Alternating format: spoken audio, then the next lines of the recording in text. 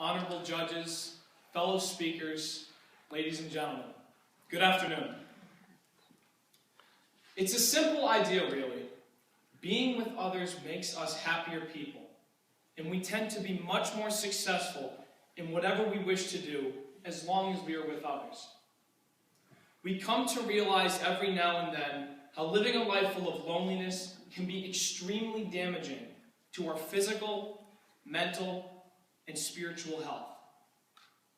As Orthodox Christians, we prevent that destructive opportunity from occurring and live out what it means to be a true community by participating in the divine liturgy every week as we come together to worship, praise, and give thanks to God.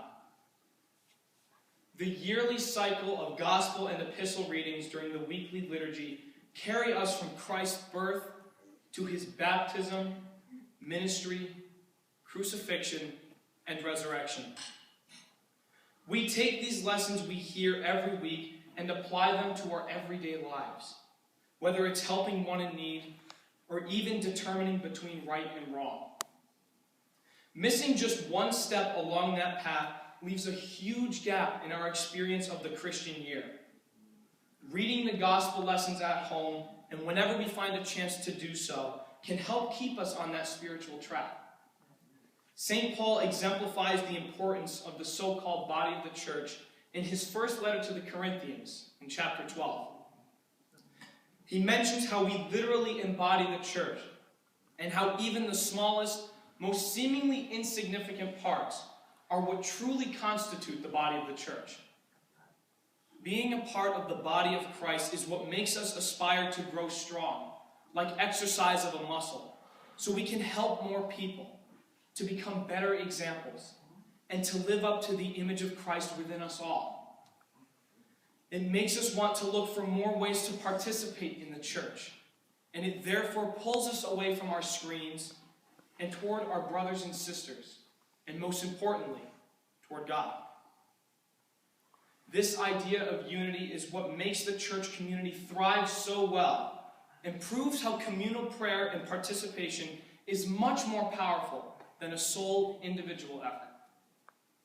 To further illustrate this concept, imagine a single candle, and when lit, it emits a faint light. And this light represents the strength of one's faith. As we all know, it only takes a small breeze, an outside factor, a corrupting influence, to extinguish and diminish that flame into nothing. Now, if you were to imagine 100 candles massed together, and the flame that it produces, it paints a picture for what communal prayer and church involvement looks like.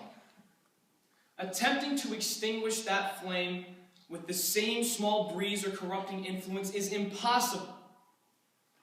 Even if one candle's flame happens to be put out by this breeze, the flame of other surrounding candles reignites the lone one, symbolizing the power that communal prayer and church and worship possesses when we participate in the liturgy. This concept of community knows no bounds in the eyes of the Orthodox faith. We welcome people of all different ethnicities and backgrounds, whether young or old, men or women, those who are thriving and those who are in need. We truly draw strength from each other as a church family, and as we get to know, help, and be helped by these people, we in turn do so unto Christ. Through Goya, Camp St. Paul, and Ionian Village, I have developed some of my closest relationships. These people have become a part of my family, and I don't know where I'd be to this day if it wasn't for them. They have made a significantly positive impact on both my social and spiritual lives, and they continue to help me grow within my faith and develop into the type of Christian I aspire to become. At the climax of the midnight service on Great and Holy Pascha, the priest comes forth from the altar bearing a single paschal candle, chanting, Vefte lavete fos, or come receive the light. Amidst the darkness enveloping the church, a single flame illuminates the face of the priest. The flame is then shared, first to a few, then to hundreds. The church is no longer cloaked in darkness, for it is now illuminated with the hundreds of small flames emitted from the parishioners' candles. Not as individuals, but as one community, one ecclesia, one church.